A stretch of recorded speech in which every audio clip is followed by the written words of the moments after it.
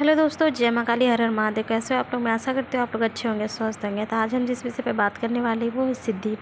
दोस्तों, बहुत से व्यक्ति के मन में ये बात चलती है कि सिद्धि होती क्या है, ये कार्य कैसे करती है, ये आपको प्राप्त कैसे होती है। तो आज हम इसी विषय में बात करेंगे। तो चलिए वीडियो को शुरू करते हैं। लेकिन उससे पहले अगर आप मेरे चैनल पर पहली बार आए हैं तो प्लीज़ चैनल को सब्सक्राइब कीजिएगा। वीडियो अच्छी लगी तो लाइक कीजिएगा, साथ ही बेल आइकन को भी क्लिक कीजिएगा ताकि मेरी वीडियो का नोटिफिकेशन आप तक पहले पहुँचे। दोस्तों, सिद्धि एक ऐसी चीज़ है जो आपके पूजा पाठ के ज़रिए आपको प्राप्त होती है। ठीक है, आप जिस भी इष्ट की सेवा करते हैं, पूजा करते हैं, तो वो इष्ट आपको अपनी एक पुंज मात्र ऊर्जा आपको देती हैं, जिसे हम सिद्धि बोलते हैं। ठीक है, लेकिन ये जो सिद्धि होती है वो दो तरीके से होती है। ठीक है, आपके पास किस भाव से आ रही है ये आपको पता करना होता है ना। सिद्धि दो प्रकार से कैसे होती है। पहला जो सिद्धि होती है जो शांत होती है, वो आएगी आपके ऊपर, लोगों को वचन भी करेगी, लोगों के कार्य भी बनेंगे, लेकिन आपके शरीर पे वो कभी भी खेलेगी नहीं। वो शांत भाव से आएगी, वचन करेगी, प्रश्न का उत्तर देगी, हर एक चीज़ करेगी, लेकिन वो कभी भी शरीर पे खेलती नहीं है। ठीक है, लेकिन कोई सिद्धि ऐसी होती है जो शरीर पे खेलती हैं। तो अब आपके ऊपर आपके इष्ट की कृपा हो रही है, उनकी ऊर्जा आपको मिल रही है, लेकिन वो किस भाव में मिल रही है, कौन सी भाव से मिल रही है, तो ये आपको जानना पड़ेगा। ठीक है, जानने के बहुत से तरीके हैं जिसे आप जान सकते हैं कि हाँ, मुझे सिद्धि मिल चुकी है या फिर नहीं मिली है। ठीक है, तो सिद्धि मिलने के लिए अगर आप माँ से प्रेम करते हो, अगर आप माँ से, अपने इष्ट से अगर आप प्रेम करते हो, भाव रखते हो, तो सिद्धि क्या है, नहीं है, मिली है कि नहीं मिली, ये चीज़ आपको कभी सोचना पड़ेगा ही नहीं। क्योंकि अगर आपके इष्ट आपके साथ हो तो आपके सब कुछ सही और अच्छा होने लगता है। ठीक है, तो हमें ऐसा नहीं लगता है कि सिद्धि को लेकर के चाहते किसी को पीछे पड़नी चाहिए, क्योंकि सिद्धि कभी भी आपको आपके इष्ट तक पहुंचने नहीं देती है।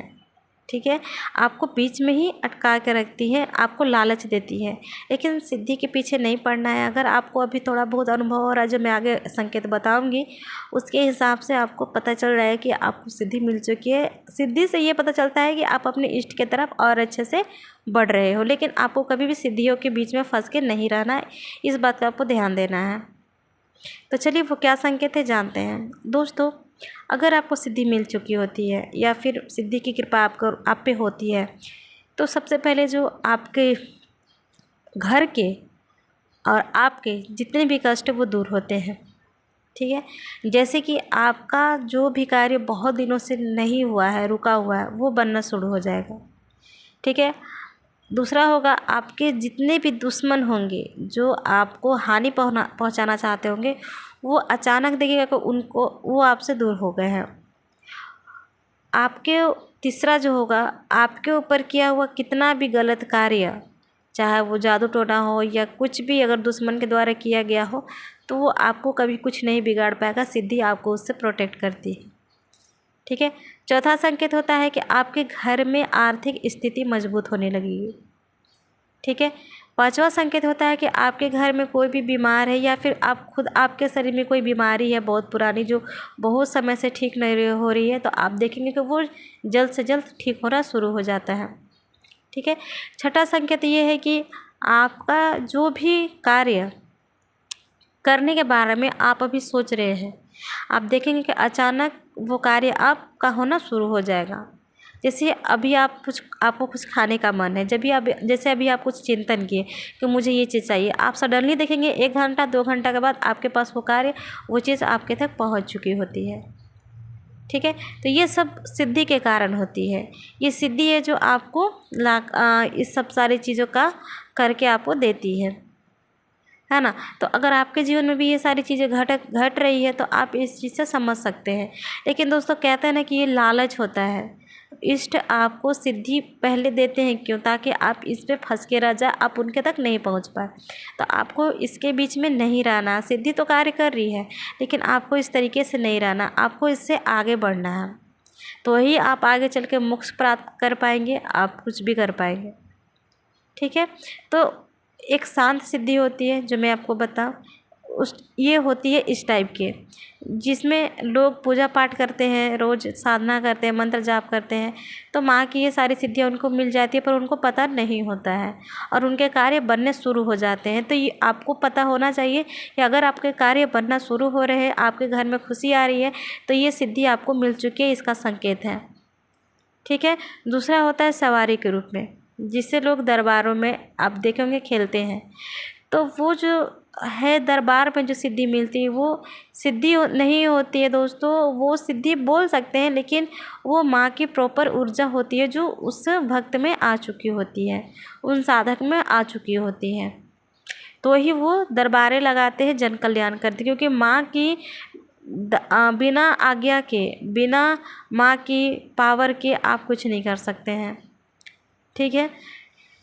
तो अगर आपके ऊपर माँ सवारी के रूप में माँ के गण आ रहे हैं, दूत आ रहे हैं, तो आप समझ जाइए कि आपको प्रॉपर माँ का सिद्धि मिल चुका है। माँ की ऊर्जा जो पुंज होती है आपको वो सवारी के रूप में मिल चुका है और आप जन कल्याण कर सकते हैं। जन कल्याण आप दोनों तरीके से कर सकते हैं दोस्तों, शांत वाली सिद्धि से भी और जो सवारी के रूप में आती है वो सिद्धि से भी, आप दोनों ऊर्जा से जन कल्याण कर सकते हैं। ठीक है। लेकिन आपको ये चीज़ पहले जांचना पड़ेगा कि मेरे पास कौन सी है ना, उसके बाद ही आपको आगे का कुछ सोचना होगा। और बिना गुरु के आप कोई भी इस तरीके का कार्य नहीं कर सकते। अगर आपको अनुभव भी हो रहा है कि हाँ मुझे पहले से कोई चीज़ पता चल रही है या फिर मैं किसी के बारे में जान सकती हूँ, तो आपको ये चीज़ किसी के पास कहना नहीं है, किसी को बोलना नहीं है, आपको अपने तक ही सीमित रखना है। और आपको खुद से जन कल्याण में नहीं कूद जाना है कि हम चल जा रहे जन कल्याण करने। जब तक आपके गुरु ना हो, जब तक आपके इष्ट की आज्ञा ना हो, गुरु की आज्ञा ना हो, तब तक आप जन कल्याण नहीं कर सकते। आप अपने घर परिवार वालों को देख सकते हैं, इसमें कोई दो राय नहीं है, लेकिन आप दूसरे लोगों के पास नहीं जा सकते, दूसरे लोगों का जन कल्याण नहीं कर सकते हैं। ठीक है। तो इस बात का आपको ध्यान देना है। अदरवाइज़ अगर आप ऐसा करते हैं बिना गुरु की आज्ञा के, बिना गुरु बनाए, तो आप बहुत बड़ी मुसीबत में भी फंस सकते हैं। तो ये थी सिद्धि के होने का संकेत जो मैं आपको बताई, जो भी 4 5 6 संकेत है, आप इससे पता कर सकते हैं कि आपके साथ कौन सी घटना अभी घट रही है।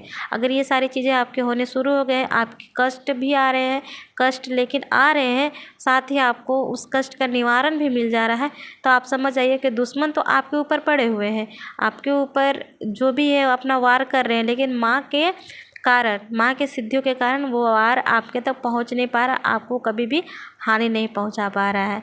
बस इससे आप पता कर सकते हैं कि आपके पास माँ के गण, माँ की सिद्धि आपके साथ चल रही है। ठीक है। तो ये तो थी आज की जानकारी। मैं आशा करती हूँ आपको अच्छी लगी होगी।